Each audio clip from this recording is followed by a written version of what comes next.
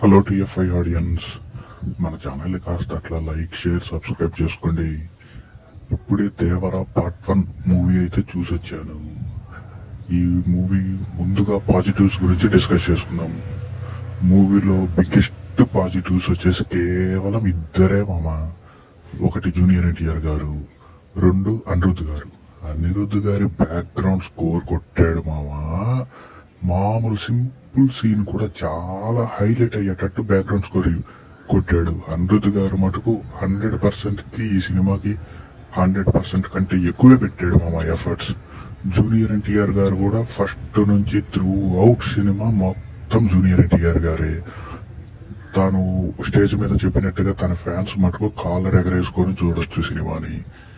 మిగతా ఫ్యాన్స్ కు మాత్రం కొంచెం ఎక్కదు మామ.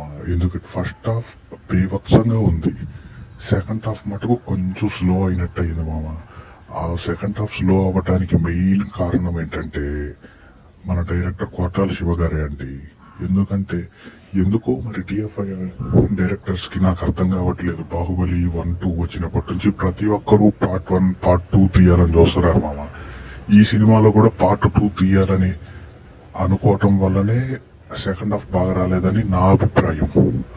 అదే కనుక మొత్తం ఒకటే స్టోరీ చేసి పార్ట్ 1 కనుక అయ్యునింటే రికార్డ్స్ అన్ని ఎగిరిపోయావు మామ. ఇప్పుడు కూడా జూనియర్ ఎన్టీఆర్ గారు యాక్టింగ్ మటుకు ఎర్రగా తీశారు మామ. ఎన్టీఆర్ గారి డాన్స్ కోసం సినిమాకి వెళ్ళాలనుకునే వాళ్ళు కాస్త డిసప్పాయింట్ అవుతారు. అండ్ జాన్వీ కపూర్ గారి కోసం వెళ్లే వాళ్ళైతే మటుకు చాలా అంటే చాలా డిసప్పాయింట్ అవుతారు మామ. ఎందుకంటే జాన్వీ కపూర్ గారు ఈ సినిమాలో హీరోయిన్ అంటే కూడా ఒక కేమియో రోల్ చేశారనడంలో బెస్ట్.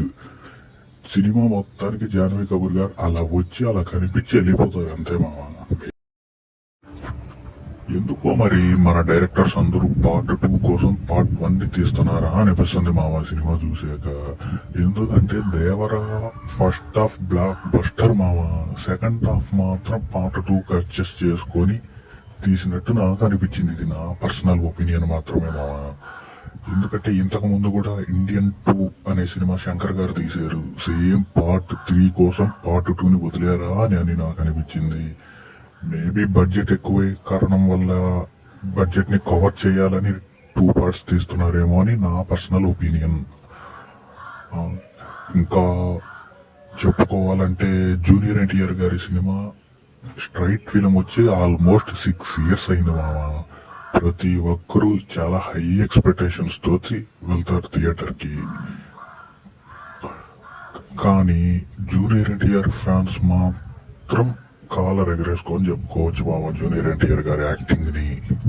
మిగతా ఫ్యాన్స్ కి కాస్త ఎక్కదంతే. ఆల్మోస్ట్ వాళ్ళు ఏ ఎక్స్పెక్టేషన్స్ పెట్టుకోకుండా వెళ్తే మాత్రం సినిమా చాలా బాగుంటుంది మామ. ఎంజాయ్ చేసి రావచ్చు. And thanks for watching. కాస్త లైక్ షేర్ సబ్స్క్రైబ్ చేసుకోండి మామ.